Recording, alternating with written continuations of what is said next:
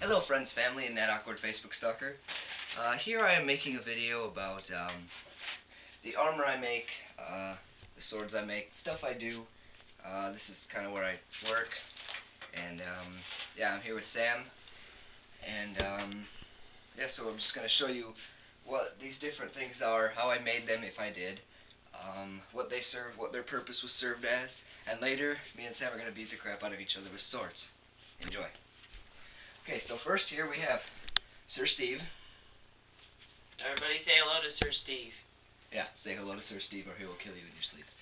So, first thing that you'd wear, see here, chainmail. Just the regular shirt of chainmail. Now this one I did not make, but this one here, me and Sam made. Okay, and next we have the chainmail coif. It's kind of like a hood. Protects your neck right above your shoulders and your head if you're not wearing a helmet. Then, everybody knows what this is, helmet. Viking style helmet, really cool. We have sword. Steve's got a quiver for some reason. And belts, boots, weapons, stuff like that. Okay, hello and welcome back. So the first thing that we have here is bracers. See, it's basically a leather wristband that protects your forearm. This one is kind of decorative. I put a few symbols on there with leather, and it's cut on one side, and you just tie it up with leather laces, and then you pull it tight, and that's what it is, too. Okay. So then the next thing is chainmail. Now this is a pain to put on because the thing weighs, Jesus, I have no idea how much it weighs. A lot.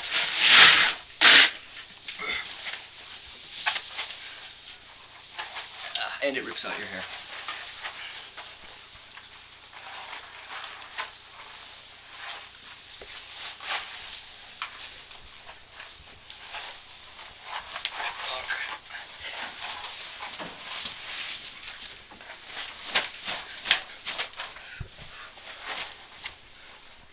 Alright, there we go.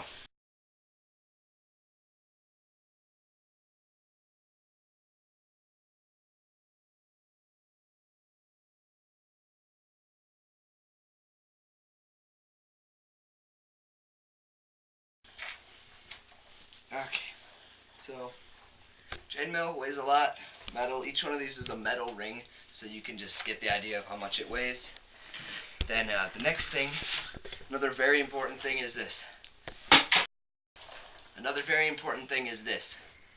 It's just a belt, but this is very essential because if you don't have the belt, then the entire weight of the chainmail rests on your shoulders, and it's just that much heavier.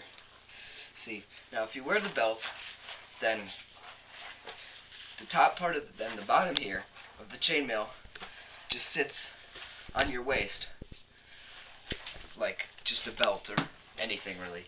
So it just makes it that much easier to maneuver around. So the next thing here is the coif. It's just basically a chainmail hood. It loves to rip out your hair. You wear it. This one's incomplete. It should be longer.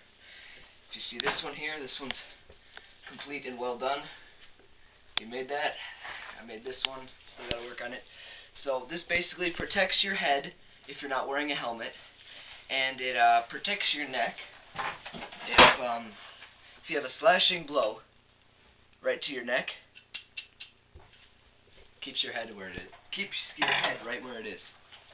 And I don't know about you, but I like where my head is. I wouldn't want it moved. Next thing is glove. Because if you don't wear gloves, your fingers will break. Yeah, this is just a welding glove. If you don't wear gloves, an 8-pound sword hits your fingers, you can say goodbye to them. So, here's the next thing. Sword. Now, this one here, this one is a Viking style sword. The Vikings had wide blades, small cross guards, and a really big pommel to counterbalance the weight of this large sword. See the edge, if you could see, it's 2 millimeters wide, so there's no edge. So if we do beat the crap out of each other, we don't at least get cut. And but you could still hurt someone with this. You could still break many bones. It's heavy. So it also has no tip because Viking swords never had tips. Vikings like to use their swords just like axes and just beat the crap out of people with a sharp blade. Just use it as a hacking weapon. So put that one on.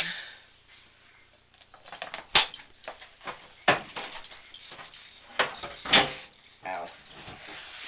Shield just hit my foot.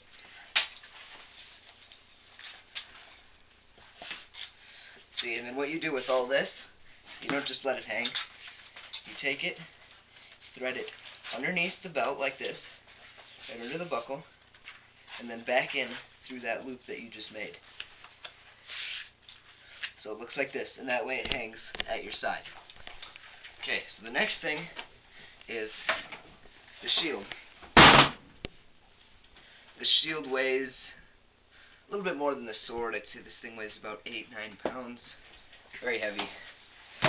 It's 3/4 inch thick plywood,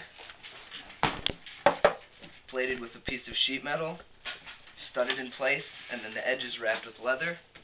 Here I just have the grips. So it goes on your left arm. It's like this. And then down here, this here is a pair of boots that I made. I won't be wearing these when we fight, but just thought you'd want to see them. It's kind of the boot that they'd wear. And then here, helmet. Protect your head. And a strap to attach it. And then, by that time, now you're all set. We're actually going to do some demonstrations. So first off, the fighting that you see in movies is all lies. I know it's a pain. You can't comprehend it, but it's all lies. The way they actually fought was a lot less climactic, a little bit more up close. You see, now here, little Sam will be my test dummy. So, first off, striking areas are shoulder, back, torso, legs, places like that. And another thing is you always keep your sword, it's always a hazard, you keep your shield up to protect yourself and your sword out in front of you. So if they step forward, instantly hit.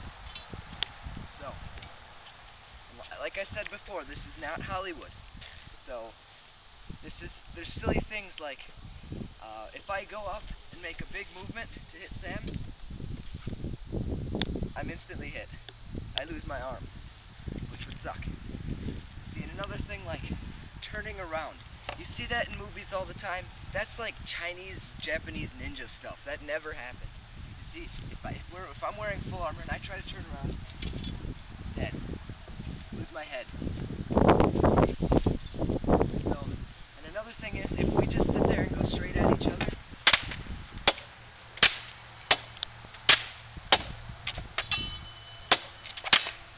we're never going to get anywhere. So the whole fighting is based on side steps. Because if he has his shield up like this, shield up, and then I go like this, I won't hit his shoulder. Now, if I sidestep and go like this,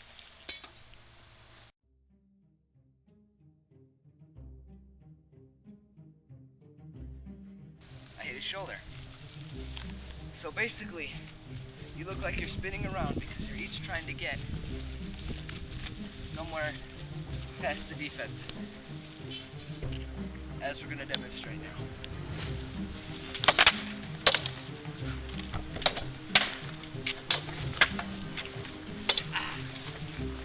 See, and I was just hit in my shoulder because I didn't raise my shield up in time.